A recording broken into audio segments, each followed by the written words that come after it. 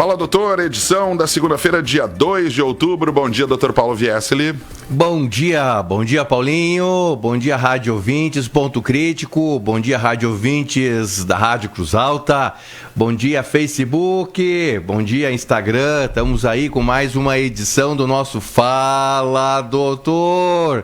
Comigo aí, né, Paulo Viesli, o seu médico do coração. E aí, pessoal, tiveram boa semana, bom final de semana.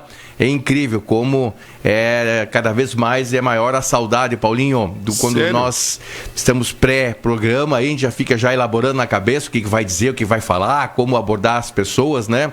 É sempre uma saudade aí, uma coisa muito boa participar um pouquinho da vida das pessoas, Paulinho. Que bom, fico feliz. A gente também fica com saudade. E a gente está com saudade, principalmente, de você participar do programa.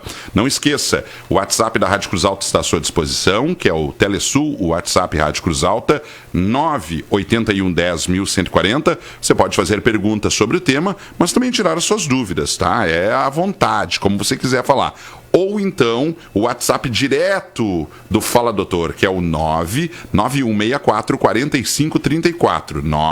99164-4534. Já quase decorei o número aí, doutor, entendeu? Eu tô com saudade porque o fim de semana passou rápido, mas a segunda-feira a gente começa com alto astral. É isso aí, alto astral mesmo, né? Porque a vida assim precisa de um alto astral. Então, hoje nós temos dois assuntos para conversar.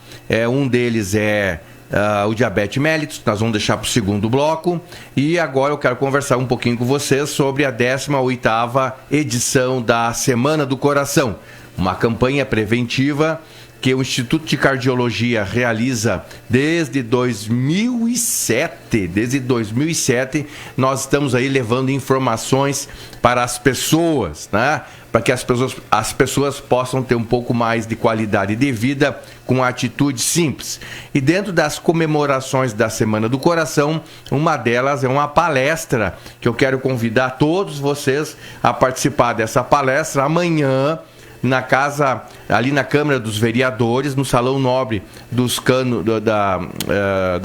da Câmara dos Vereadores, às 19h30. Tá? Uma palestra que eu vou dar a palestra e o tema é muito interessante: como economizar 15 anos de vida investindo 3 centavos. Isso mesmo, como ganhar de 15 a 20 anos de vida investindo, né? 3 centavos e ainda podendo economizar muito dinheiro. Além de você ganhar anos de vida, você pode economizar muito dinheiro. Então, não perca amanhã, a terça-feira, dia 3 de outubro, às 19h30, ali no Salão Nobre da Câmara dos Vereadores, uma palestra comigo de como ganhar 15 anos de vida economizando bastante dinheiro, investindo 3 centavos. 3 centavos. Não percam, tá? Doutor Paulo, tem que pagar para entrar na palestra ou é gratuita? É gratuita, basta ir, tá? Pode levar pai, mãe, família, tio, tia, namorado, sogra, ex-sogra, ex-sogro, pode levar quem você quiser. Não precisa levar alimento, não precisa levar nada. Pode ir lá, que é uma palestra muito legal, muito legal. Lembrando só que o Salão Nobre da Câmara dos Vereadores ali é limitado e é por ordem de chegada. Se lotou, não vai ter mais espaço, tá? É no Salão Nobre e não no plenário, né? Não, é no plenário. Ah, no plenário. No plenário. Então tem um pouquinho mais de lugar, então. Tem sim. É no plenário que tem ali, vai ser a palestra. Então, estão todos convidados. A Semana do Coração é desde 2007, por iniciativa, minha iniciativa, né? Lá naquela época, eu entrei com um projeto na Câmara dos Vereadores para que pudesse se tornar lei em Cruz Alta a Semana do Coração. E naquela época lá, os vereadores, encabeçados pelo vereador James Ricachi Neves e Ismar Panigas, junto com os demais vereadores naquela época, então, fizeram um projeto de lei e tornaram, então, a Semana do Coração lei municipal. É a primeira cidade do Brasil a ter uma lei municipal com uma campanha sobre os fatores de risco cardiovasculares para diminuir a mortalidade cardiovascular.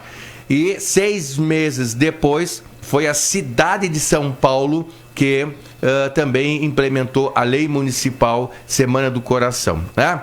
2 anos depois, 3 anos depois, também com um projeto de minha iniciativa, eu procurei até então o deputado estadual Pedro Westphalen e a deputada estadual Estela Farias, por intermédio da doutora Carla Binsfield, e nós fizemos então o projeto estadual Semana do Coração. Então, tornou um projeto estadual Semana do Coração. Então, com muito orgulho, tem um cruzaltense aí que tem aí uma autoria de um projeto estadual, né? Com muito orgulho aí, né? Então, que é bem importante. Por que é bem importante? Porque medidas simples, medidas preventivas que realmente fazem sucesso na nossa vida e na nossa saúde, deixando a gente viver mais e com mais qualidade. E é o que a gente vem fazendo aqui no programa, né? Nós estamos trazendo aí, abordando aí os principais temas, os principais fatores de risco, né? Em relação aí a ter uma vida melhor. Nós falamos sobre hipertensão, nós falamos sobre boa alimentação, sobre sono, estresse, ansiedade, exercício físico, né? Bastante exercício físico. Nós falamos sobre o alcoolismo, né? Nós falamos sobre tabagismo e hoje nós vamos falar sobre diabetes mellitus. Então, assim, nós vamos abordando todos os temas da Semana do Coração, faltando somente 2, que é o colesterol aumentado e triglicerídeos aumentado, mas que nós estaremos abordando aí nas próximas semanas, certo, Paulinho? Certo, doutor Paulo. E deixa eu falar um negócio aqui, deixa eu mostrar o card pro pessoal da Noite Científica, tá?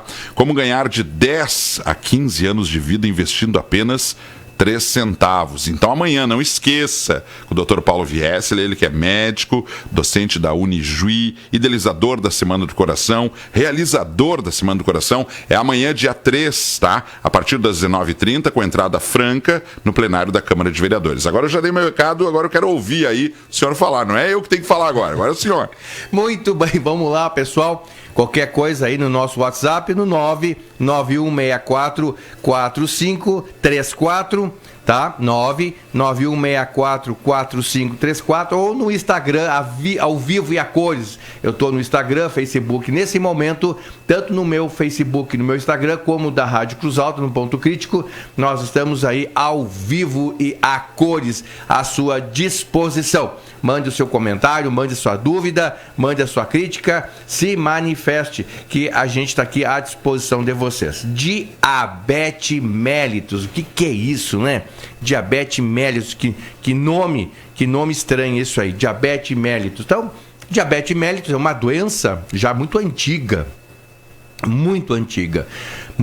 que foi descoberto muito tempo atrás, há muitos anos, há mais de 2.000 anos atrás, porque os médicos naquela época lá, na época da Grécia ainda, antes de Cristo, eles notavam que algumas pessoas emagreciam muito rápido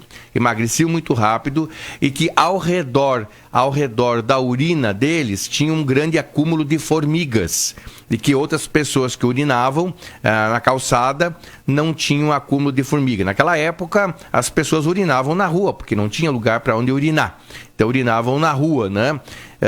E aí, então, os médicos daquela época lá, empiricamente, eles observavam que, além de emagrecer muito, as pessoas tinham muitas formigas em volta do xixi. E naquela época, de uma maneira não jocosa, mas de uma maneira médica, as pessoas experimentavam o xixi, né? E aí acabam descobrindo que o xixi dessas pessoas que tinham muitas formigas ao redor era adocicada, um gosto de mel. Por isso, então, que ficou o nome de mellitus. E muito tempo depois, deu-se o nome de diabetes, diabetes mellitus. Por quê? Bem mais adiante, aí foi descoberto, então, que era excesso de açúcar no sangue, que nós chamamos de glicose, tá? Excesso de glicose no nosso sangue. Nós temos 3 substratos energéticos no nosso organismo, os principais, né? Nós somos outros, mas os 3 principais substratos energéticos é a glicose, são as proteínas e os lipídios, as gorduras, tá? As proteínas servem para nos dar energia para o músculo, para fazer para fazer hipertrofia. A gordura, ela nos dá também energia para fazer atividades especiais, atividades assim de longo trajeto, e também as gorduras servem para muita base hormonal. E a glicose serve para a energia do dia a dia. A energia agora, por exemplo, a energia para falar, a energia para caminhar, a energia para ir no mercado e voltar, a energia para fazer uma caminhada. Então essa energia do dia a dia, quem nos dá é a glicose, e que nós leigos chamamos de açúcar. Tá? Açúcar no sangue. É que existem vários tipos de açúcar, uma delas é a glicose, tem a sacarose, tem frutose. E no nosso organismo, então, nós temos a glicose, tá? E essa glicose, ela é um açúcar e ela nos dá a base energética.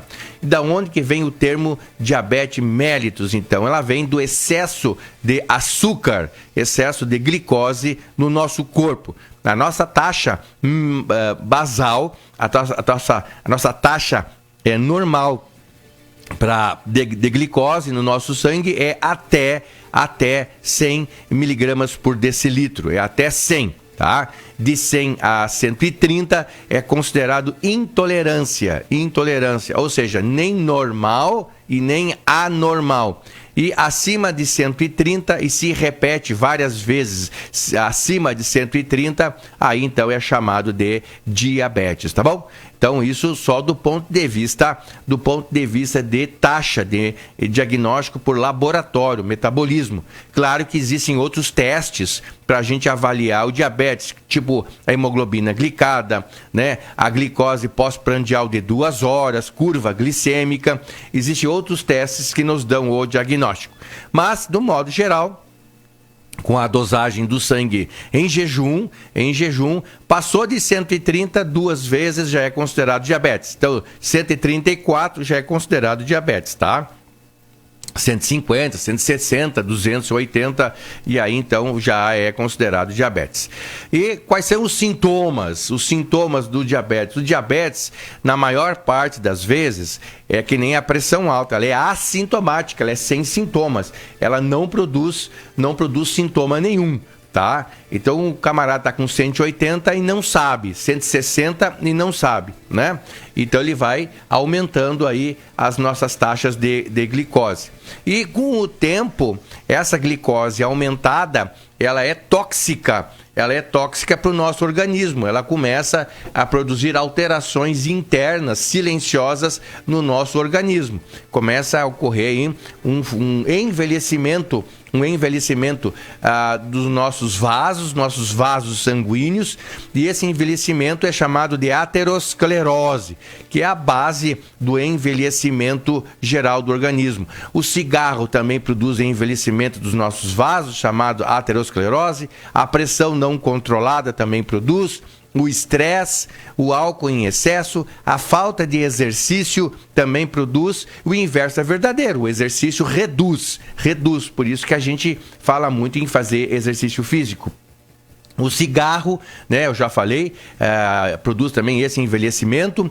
O colesterol acima do valor normal, o excesso de colesterol também produz, e o excesso de triglicerídeos também produz. Esses dois últimos nós não abordamos ainda, nós vamos abordar nas próximas semanas. Então, o diabetes, que é o excesso de glicose acima de 130 miligramas por decilitro do nosso organismo, começa paulatinamente, aos pouquinhos, produzindo um envelhecimento nas nossas artérias, nos nossos vasos, chamado aterosclerose, e essa aterosclerose pega principalmente pequenos vasos, pequenininhos vasos de 1 milímetro, meio milímetro, né, fininho, tamanho um fio de cabelo, vai envelhecendo, e aonde está esses vasos, afeta o órgão que está ali comprometido. Então, por exemplo, no cérebro, né, é um precipitador de isquemia cerebral, né, hemorragia cerebral. No coração, entupimento das artérias do coração, produzindo então a doença do coração, infarto. ou então a doença anginosa, nos olhos produz cegueira, nos rins produz envelhecimento dos rins e as pessoas acabam perdendo o rim. Aí tem que fazer hemodiálise, tá? Tem que fazer hemodiálise. Então, e também nos vasos periféricos das pernas, dos vasos, ela produz lesões, feridas, né? Que é chamado pé diabético. São aquelas feridas que demoram para cicatrizar, não cicatrizam. Qualquer batidinha tá feito uma ó feridão lá e demora para cicatrizar. Então isso é muito ruim, só que isso não ocorre da noite para o dia. Isso ocorre de uma maneira insidiosa, ou seja, uma maneira muito lenta, leva anos aí para se manifestar, em torno de 10 a 15 anos para se manifestar. Então, o camarada que não sente nada, ele vai tocando a vida dele, não vai fazendo exames, vai tocando a vida dele, ou se faz exames, dá 180, mas como ele não sente nada, eu não sinto nada, vai tocando a vida, vai tocando, e aí, então, quando começa a afetar os órgãos, que nem no caso da pressão alta, já é irreversível, já é tarde demais. Tá? Que nem no cigarro, o cara começa a fumar, não sente nada, quando desencadeia a doença, enfisema, ou câncer, ou bronquite crônica, já é irreversível. Mesma coisa na hipertensão, quando afeta os vasos, né? Afeta os vasos e afeta o coração, já é irreversível, né? Então, mesma coisa com o diabetes, quando afeta os órgãos já é irreversível, né? E qual é o perfil? Qual é o perfil do indivíduo com tendência a ser diabetes, né? Quem que pode ser diabético? Paulinho, eu falo agora ou nós temos os comerciais, Paulinho? Tem tempo de sobra. O senhor tem aí uns 7 minutos para falar agora dá pra do falar perfil, uma eternidade. mas não fala muito dos perfis aí, porque deve ter muita gente que está nos ouvindo agora que está bem preocupado. Por quê? Porque a diabetes é silenciosa, que nem a pressão arterial, a elevação da pressão. Mas vou ter que falar assim. Vamos lá, pessoal, a gente não gosta de escutar coisas, né, da gente, né? Tipo assim, se a gente é sedentário, a gente não gosta de escutar. Se a gente fuma, a gente não gosta que fazem críticas, né? Se a gente bebe em excesso, a gente não gosta de receber críticas que falam em excesso. E pro diabético, aquela coisa chata, né? Não pode comer demais, não pode comer açúcar, não pode comer isso, não pode comer aquilo, e a gente vai desvendar esses mistérios todos. Então, qual é o perfil do indivíduo diabético? Nós temos 2 tipos de diabético: diabético tipo 1, tipo 2. O diabético tipo 1 é aquele indivíduo que é jovem, é o diabético insulino dependente, é um indivíduo jovem, né? Ele pode começar aí já nos 3, 4 anos de idade, ele pode começar com 10 anos, com 15, com 20, com 25, ele pode começar. São indivíduos jovens em que ocorre internamente no nosso organismo, cria uma defesa contra um dos nossos órgãos produtores de insulina, chamado pâncreas. E então, o nosso organismo, ele combate o nosso próprio pâncreas e vai destruindo as células do pâncreas. E destruindo as células do pâncreas, deixa de produzir insulina. E a insulina é um hormônio que ela circula no nosso sangue e ela faz com que a glicose entra do sangue para dentro do nosso tecido, fazendo com que a glicose entra para dentro do nosso tecido, e onde a glicose é então quebrada, ou seja, metabolizada em energia, além de água e outras substâncias. E é essa energia que faz a gente se movimentar. Eu estou falando aqui, piscando os olhos e mexendo a minha mão. Isso tudo requer energia. Quem faz isso, então, é a glicose metabolizada, quebrada, que entrou do sangue para a célula. Quem faz isso é um hormônio chamado insulina, e quem produz a insulina é o pâncreas. E no caso desses diabéticos jovens, tipo 1, né, existe então umas defesas no nosso organismo que ele vê o pâncreas como um órgão de risco, e um órgão estranho. Então ele vai lá e combate o próprio pâncreas, né? É uma doença autoimune, ou seja, nós mesmos o indivíduo mesmo é que vai lá e combate o seu próprio pâncreas, chamado uma doença autoimune. E aí então o pâncreas deixa de produzir insulina, não tendo insulina, a glicose acumulando no sangue, porque não tem um hormônio que faz entrar. chamada insulina, acumula no sangue, e essa glicose acumulada no sangue, subindo na sua taxa, além da sua taxa normal, então é que ocorre então o envelhecimento dos nossos vasos, e esse envelhecimento dos nossos vasos, que é chamado aterosclerose, produz toda uma série de dores, uma série de doenças. Estou tentando entender. Então quer dizer que o açúcar a gente ingeriu, e aí a insulina que leva uma taxa limitada, ela tem um limite para poder levar para as células, é isso? É isso aí. Tá, ela tem um limite. Mas daí como entra muito açúcar, falta insulina para poder resolver esse problema, porque está muito acima do limite. Esse é o tipo 2. Esse é o tipo 2. Então. O tipo 1 ocorre então uma destruição interna do pâncreas que não produz insulina. Ou seja, não tem a insulina para levar. Não tem insulina, por isso que é chamado insulinodependente. O indivíduo tem que tomar a injeção de insulina para repor a insulina, repondo a insulina, então a glicose sai do sangue e entra para dentro da célula. Na célula ela é quebrada, formada energia, e por isso que a gente fica aí caminhando, se exercitando e funcionando e pensando nas atividades da vida diária. Esse é o tipo 1. O tipo 2, então, é do adulto. Já as pessoas já são adultas, com 30 anos, 40 anos, 50 anos, e ocorre, então, por um excesso de demanda, ou seja, um excesso de necessidade da insulina. Geralmente esses indivíduos são os indivíduos mais gordinhos, principalmente na barriga. É aqueles que têm uma circunferência abdominal elevada. Grande, tá? O normal para o homem... Não, elevada, doutor, não grande. Exatamente. Para o homem, a circunferência abdominal, o tamanho da barriga, tá? Na altura do umbigo, é em torno de 94, e a mulher em torno de 80 centímetros. Para cada 1 centímetro a mais, é considerado 1 quilo de gordura a mais. Então, se você correr aí e medir a sua barriga, e ela vai estar aí em torno aí de 95 centímetros para a mulher, significa que está com 15 quilos acima do peso na barriga, o que é muito, né?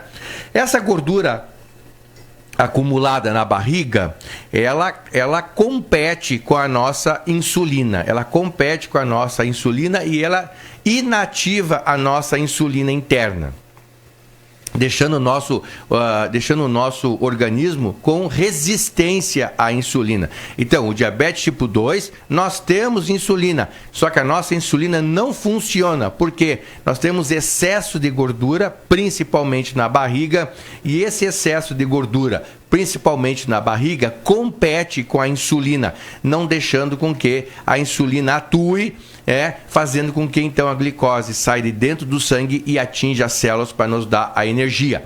Quem são esses indivíduos, né? São os indivíduos, tanto o homem quanto a mulher, sedentários, bastante barrigudinhos e que tem um excesso de ingesta, um excesso de comida. Então, nesse caso, não é que esses indivíduos não podem comer só açúcar. Eles têm que diminuir toda e qualquer tipo de comida, mas nós vamos chegar lá no tratamento. Então, nós temos 2 tipos de diabético: o juvenil, que é para um problema interno, onde o nosso pâncreas é destruído pelas nossas próprias células do nosso organismo, considerado uma doença autoimune, então, né?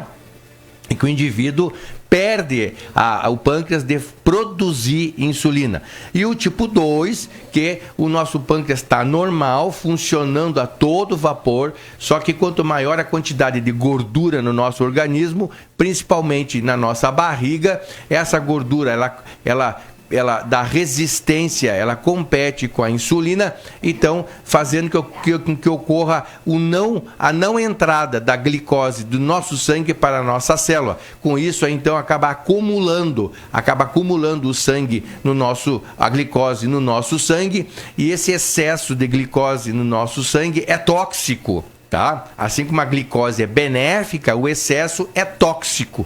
Mesma coisa que o colesterol, o excesso é tóxico, tá? Mesma coisa que os triglicerídeos, o excesso é tóxico. Então, o excesso de glicose é tóxico. E quanto maior a quantidade, quanto maior o nível de glicose no nosso organismo, na medida do tempo, mais tóxico é. Tem indivíduos aí com 400 miligramas por decilitro, altamente tóxico, e aí interfere na visão, interfere no humor, interfere no raciocínio, dá mal-estar, pode levar, inclusive, o indivíduo ao coma. O indivíduo pode entrar em coma em excesso de glicose, produzindo uma outra doença que é consequente da diabetes, chamado acetoacidose diabética ou coma diabético, e pode até morrer, se não tratado urgentemente. Esses casos são graves, tem que ir para a UTI, né? Tem que tratar até estabilizar metabolicamente para fazer com que ocorra aí um melhor metabolismo do nosso diabetes. Então, quais são os nossos sintomas do diabetes, né? Quais são os nossos sintomas? Nós vamos falar dos nossos sintomas depois dos nossos comerciais, no segundo bloco aí do Fala Doutor. Comigo, o teu médico do coração, Dr. Paulo Vieseli. As questões assim de diminuir a imunidade, tá? A excesso de glicose quebra as nossas defesas, diminui a nossa imunidade, produzindo feridas no nosso organismo, né? Não só produzindo feridas no nosso organismo, na nossa pele principalmente, nos nossos pés, como dificulta a cicatrização, dificulta muito a cicatrização. E também o diabetes interfere nos nossos nervos, principalmente os nervos das mãos e dos pés, mais comumente nos pés, né? E aí deixando então os pés com pouca sensibilidade. Então, se os bichos morderem, a pessoa que tem já pouca sensibilidade nos pés do diabetes não sente os bichos mordendo. Se ela pisa num prego, não sente. Se ela corta, ela não sente. E como não sente, então acaba infectando, e aí essa infecção já associada com perda da nossa defesa vira uma feridona, e essa ferida é de difícil cicatrização, sendo que algumas pessoas, Paulinho, tem que até amputar a perna, até amputar o pé. Já ouvi muitas histórias, né, de pessoas, por causa disso. Pessoas que perdem partes dos membros inferiores por causa disso, né, da diabetes. Exatamente. Muitas pessoas têm que fazer cirurgia nos olhos para tentar recuperar os olhos. Algumas recuperam, outras não, ficam cegas. Ficam cegas. Algumas pessoas acabam infartando, tendo que botar as molinhas lá no coração quando conseguem, né? Porque às vezes não dá tempo, morre antes, né? Algumas pessoas têm a isquemia cerebral, aí fica aleijado, né? Fica ali sequelado, com dificuldade de movimentos, ou hora esquerda ou hora no braço direito, né? Muitas pessoas então, que são acometidas nos rins têm que fazer hemodiálise. Aí, ainda bem que tem hemodiálise, né? Não é que seja um castigo, ainda bem que tem, é um recurso para as pessoas que têm perda da função do rim, chamada insuficiência renal. Se não fizer, vai morrer.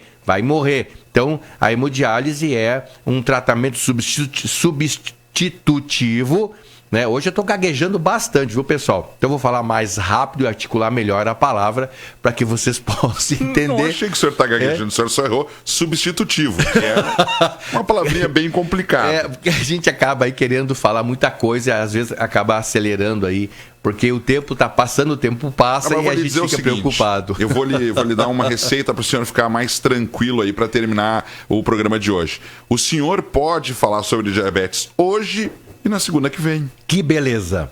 Não fica bom assim? Que daí fica. Pode desenvolver o assunto, responder as perguntas, e na segunda entra em toda a outra parte também das só de tratamento. Exatamente. Só o tratamento. Paulinho, muito boa dica. Vou aceitar a tua dica. Eu já estava preocupado aqui com o tempo curto, para a gente poder explicar bem o tratamento. Paulinho, tu sabia, Paulinho, que 70% das pessoas que têm diabetes tipo 2, o adulto, não precisariam estar tomando remédio? Não sabia, mas o problema é que deixam para fazer o diagnóstico muito tarde, não fazem exames, né? Além disso, Paulinho, as pessoas não fazem as medidas básicas, né? Tipo exercício físico e reeducação alimentar para normalizar a sua glicose. Então, por causa disso, tanto tem que tomar remédio, acabando o remédio. Eu digo assim, quanto mais remédio você toma, né, menos atitude você faz. Ó, vamos inverter. Quanto mais atitudes tu tiveres a favor de ti, menos remédio tu vai precisar usar. Mas remédio... Gostei dessa frase, faça novamente.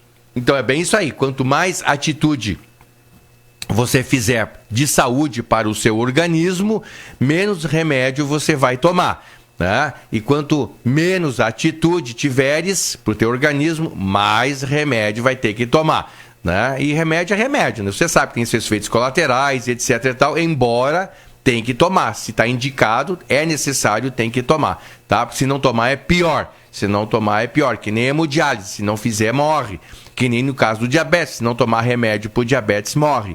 Tá? Então, algumas pessoas têm que fazer as duas coisas, atitudes mais remédio. Mas 70% das pessoas não precisariam tomar remédio nenhum para controlar o diabetes. Paulinho, quero deixar meu abraço aqui, já vou antecipando, para o João Antônio, da rua Lúcio Dias, sempre nos acompanhando aqui o nosso programa. Um abraço para sua mãezinha, a Dona Maria, um abraço no coração de vocês. São pessoas que começaram a seguir os meus exemplos, começaram a seguir as minhas dicas e a vida deles melhoraram muito.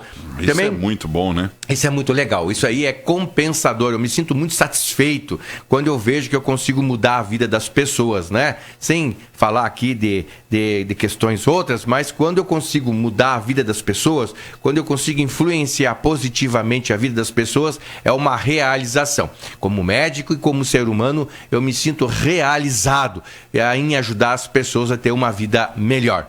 Posso começar com as perguntas? E só um pouquinho, Paulinho, eu quero dar um grande abraço para a dona Ana Estela do Amaral, ali a dona, no bairro Santa Terezinha 1, também ela escuta o nosso programa, ela reúne, olha que legal, Paulinho, ela reúne as amigas, reúne as vizinhas, elas escutam o programa enquanto estão lá com as ordens de casa, com os serviços de casa, aí depois elas ligam e se conversam para saber e trocar ideias, o que uma entendeu melhor do que a outra, o que uma faz que deveria fazer, o que a outra não faz e também deveria fazer, elas ficam trocando ideias, isso é muito legal, são as pessoas que trocam ideias para também torná-las, as vidas dela melhor, com dicas boas de saúde. Vamos às perguntas, Paulinho? Vamos lá então, o pessoal sempre pode fazer perguntas no 981 10.140, que é o Telesul, WhatsApp Rádio Cruz Alta, ou diretamente no WhatsApp do Fala Doutor, 991644534, ou então na transmissão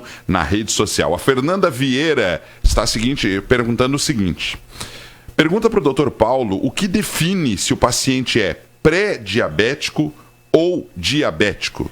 É muito boa pergunta, Fernanda Vieira, muito obrigado. Fernanda Vieira, o pré-diabético é aquele indivíduo chamado de intolerante à glicose, aquele indivíduo que tem os valores de glicose entre 100 e 130. Tá? 110, 120, 128, 130, ele fica nessa casa aí, tá? Também o pré-diabético ou intolerante também é considerado anormal, claro, não tanto quanto acima de 130, mas também causa problemas. O ideal, tanto para diabéticos quanto para não diabéticos, o ideal da nossa taxa de manutenção da nossa glicose é de 70, 80 a 100 miligramas por decilitro, tá? 70, 80 até 100 miligramas por decilitro, Paulinho. Bem, eu tenho aqui alguns registros antes da próxima pergunta. A Mareli Lacerda diz que é diabética, está na escuta do programa. Mareli Lacerda. A Simone Rosado Karpovinski, bom dia para vocês. Estou adorando que estão explicando um pouco sobre a diabetes mellitus. Bom dia, estou assistindo aqui de Caxias do Sul, ponto crítico. Daí a Maria Lúcia Santos. A Thaís de Lara Antonelli, bom dia, Dr. Paulo Viesli. Esse é fera, ótima pessoa e ótimo profissional. Grande abraço, está acompanhando o programa direto de Tucunduva. Tá em Tucunduva, o nome dela é Thaís de Lara Antonello, direto de Tucunduva. E agora vem a pergunta. A dona Sonilda Moreira pergunta: bom dia, abençoado dia do coração. Por favor, doutor Paulo, fala qual é a diferença do Glifage XR 500 miligramas. Obrigado. Muito Fala, bom. doutor. Glifagem, então, assim, por questões de ética, né? Dona Maria Moreira, Dona Sonilda Moreira, a gente não pode falar de remédios na mídia, né? Porque pode parecer propaganda, né? Então, por uma questão de ética, a gente pode falar só de um modo generalizado, tá? Então, eu vou falar para a senhora, o glifagem dentro desse remédio, tem o simples e o XR. O XR é a liberação lenta, tá, no nosso organismo. É um preparado no comprimido, né? O nome do sal é metilformina, né? E ela, então, ela é liberada lentamente no nosso organismo. A maior parte dos remédios é liberado nas primeiras horas, primeiras 2, 3, 4, 5 horas, com efeito residual de 8 a 12 horas. Então, dependendo do remédio, ele dura 6 horas, 8 horas, ou 12 horas, ou 24 horas. Então, por isso que a gente pede para as pessoas tomarem o remédio de 12 em 12, ou de 8 em 8, ou de 6 em 6, dependendo até de 4 em 4. Então, por exemplo, a maior parte dos remédios para febre é de 6 em 6 horas. Por quê? Ele dura no organismo, circulando no nosso sangue 6 horas, tá bom? Quando é 8 horas, é assim por diante, tá? No caso da metformina, no caso do glifage, ela tem uma ação mais lenta, ou seja, mais rápida. Ela dura muito pouco tempo no nosso organismo. Dura em torno aí de 6 horas, 4 horas. Então, por que tem esse nome XR? É que o comprimido, ele é feito em especial, é uma preparação especial do comprimido, não só do glifage, mas todos os remédios que levam a letra R ou XR. R vem de retard, em inglês, que é retardar a absorção, tá? Então, faz com que... XR é o quê? É a mesma coisa, só porém é outro mecanismo de liberação lenta. Mas isso significa que são liberações lentas. Cada indústria faz o seu modelo de liberação lenta e ele patentiza.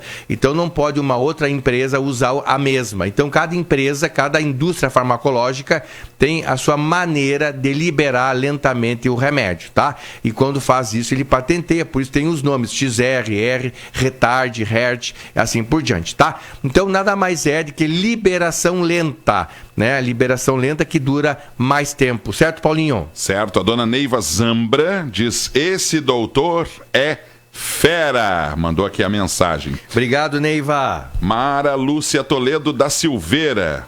O marido, em seus exames, está pré-diabético. O que devemos fazer? Mara, Fortaleza dos Valos. Mara, muito obrigado pela tua pergunta.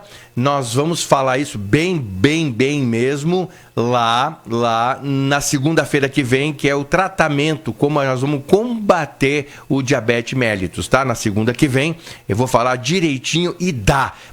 Para quem é pré-diabético, ele pode se transformar não pré-diabético, tá bom? Né? E quem é diabético pode se transformar em pré-diabético ou não diabético. Vai depender das atitudes que nós tomarmos, tá? E nós vamos falar direitinho e bastante sobre isso na segunda-feira que vem. Então não perca, tá, Mara, para você nos acompanhar. É bom sair da zona de risco sempre, né? A Marielle Lacerda, ela disse assim: doutor, agora precisamos agilizar um pouco os exames relacionados ao coração no sistema público, não é, doutor? O assunto é muito importante. Olha, assim, pelo que eu sei, agora vou falar como vereador, né? Vou falar como vereador. Pelo que eu sei, dentro da nossa Secretaria de Saúde, existe todo um organograma e uma organização. A senhora prefeita, inclusive, até contratou uma médica para atuar diretamente, para acelerar as consultas cardiológicas, né?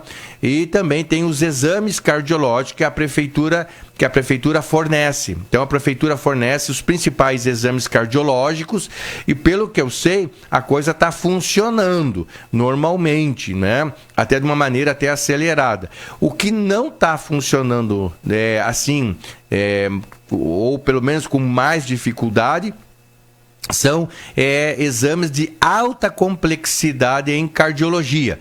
Aí é alta complexidade. Quais deles? Principalmente o cateterismo cardíaco, que isso não é de responsabilidade da prefeitura, é responsabilidade do Estado. Então, os médicos das EACF solicitam, a Secretaria Municipal manda para a Secretaria Estadual, a Secretaria Estadual agenda no Hospital Caridade de Juí, lá um médico auditor, ele vai confirmar ou não o exame, confirmando, ele marca, não confirmando, ele dá soluções outras, tá? Isso aí, então, quem faz é a reguladoria do Estado, não é do nosso município, tá? Claro que em casos de urgência, né, que as pessoas estão no hospital, nos prontos atendimentos, com urgência, aí sim é encaminhado com urgência, certo? Por isso, então, que alguns exames estão mais lentos, outros não, outros estão adequados. 10 horas em ponto, nós vamos um rápido intervalo para o Notícia na Hora Certa e já voltamos com a parte final do Fala Doutor, com o Dr. Paulo Viesli, aqui na programação da Rádio Cruz Alta. Em instantes. É isso aí.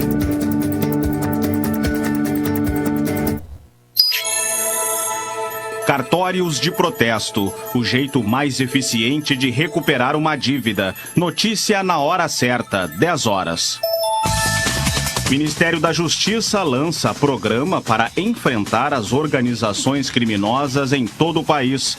Justiça Federal condena 4 pessoas por envolvimento na fraude de licitações em Cidreira, no litoral norte. A ilegalidade foi revelada em 2011.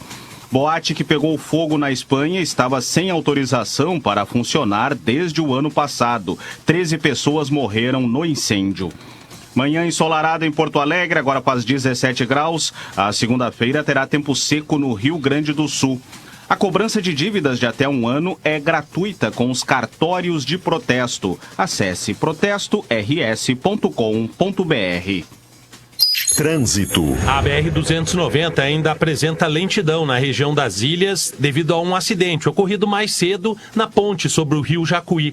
É no sentido capital interior. A Freeway tem 2 pontos congestionados no sentido litoral capital. Um em Gravataí, onde houve acidente logo após a RS-118, e outro já próximo à BR-116, onde há obras no trecho de Porto Alegre, gerando muito congestionamento. BR-116 em São Leopoldo, com obras afetando os 2 sentidos da rodovia. Na capital, atenção para um caminhão estragado na Avenida Bento Gonçalves, com a João de Oliveira Remião, causando muita lentidão na descida da Lomba do Pinheiro. Com informações do trânsito, Tiago Bittencourt. Destaque da hora. Aulas da rede municipal são retomadas em Eldorado do Sul, na região metropolitana.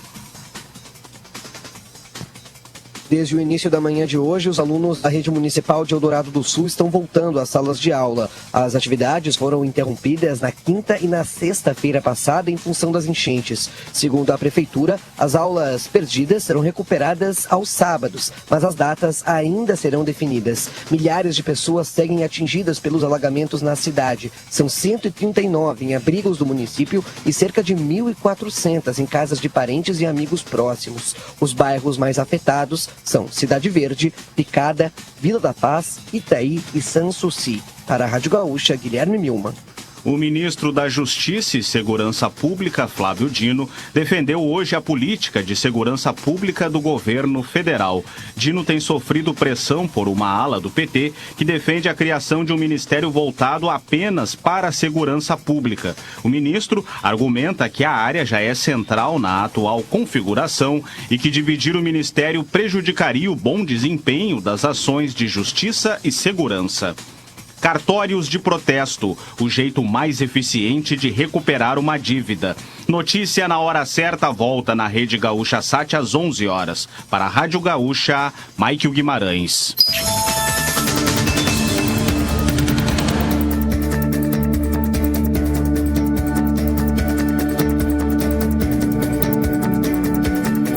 Estamos de volta, 10 horas e 3 minutos. Agora está girando no relógio 10 e 4. Doutor Paulo, o senhor tem mais 6 minutos para responder as perguntas. Sem pressão aí, tá? Sem pressão. Sem pressão. O senhor tem mais 6 minutos, está cheio de perguntas aqui. Posso continuar? Vamos lá. Então tá bom, vamos lá então para mais perguntas da nossa audiência que está acompanhando o Fala Doutor.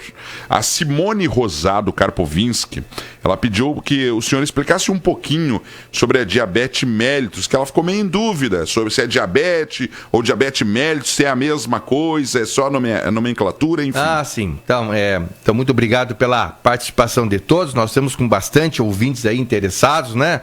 A dona Maria Lacerda, a Simone Karpovinski, a Maria Lúcia Santos, a Thaís Antonello, a Sonilda Moreira, a Neiva Zambra, né? A dona Laziô também, que está conversando com a gente. E Simone, diabetes é o termo popular, tá? Diabetes ou açúcar no sangue. Ah, meu pai tem açúcar no sangue, excesso de açúcar no sangue. Isso aí é popular, né? O nome científico é diabetes mellitus, tá? Então é a mesma coisa, só porém que o nome científico é diabetes mellitus ou mellitus, tá bom? Mellitus porque a gente tem a mania no português de abrasileirar tudo. Só que é um nome latim que seria então diabetes mellitus, tá bom? A Marli Bart Rodrigues diz assim: Dr. Paulo, eu tive pré-diabetes. Mudei meus hábitos na alimentação, perdi peso, comecei a fazer exercício físico, não precisei tomar medicação. Marli Bart Rodrigues. Dona Marli, a senhora está dando testemunho do que a coisa funciona, tá? E é isso mesmo, funciona sim.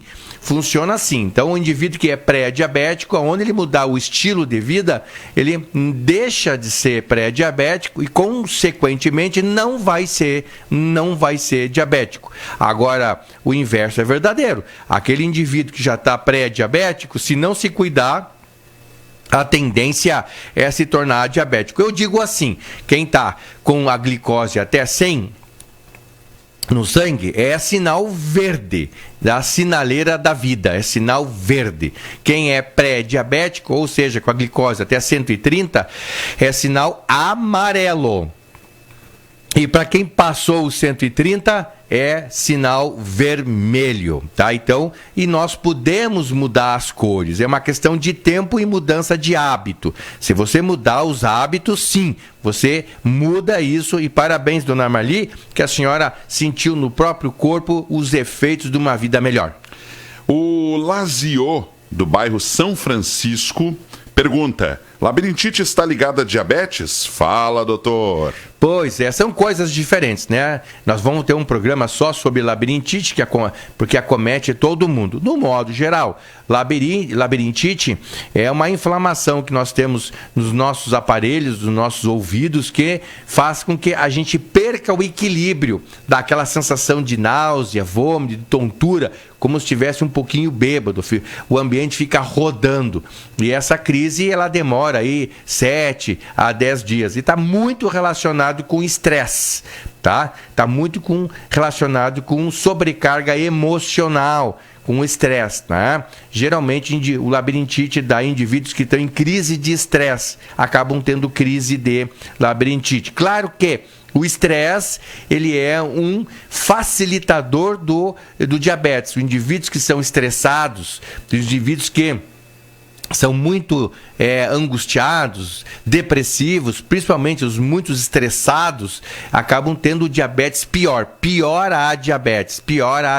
Então, para quem tem diabetes... Doutora, a pessoa acaba colocando o corpo numa movimentação diferente, o que é? Porque o estresse, Paulinho, ele libera vários hormônios, entre elas adrenalina e noradrenalina, né? Na adrenalina, o estressado fica com o coração acelerado, com a pressão aumentada, fica mais agitado, fica com o rosto mais assim quente, e está com adrenalina. E a adrenalina, ela compete com a insulina. A adrenalina compete com a insulina, que é o hormônio que bota a glicose do sangue para dentro da célula. Como o estressado está com mais adrenalina, então ele compete com a insulina. Então, em vez de a glicose entrar para dentro da célula, ela acumula no sangue.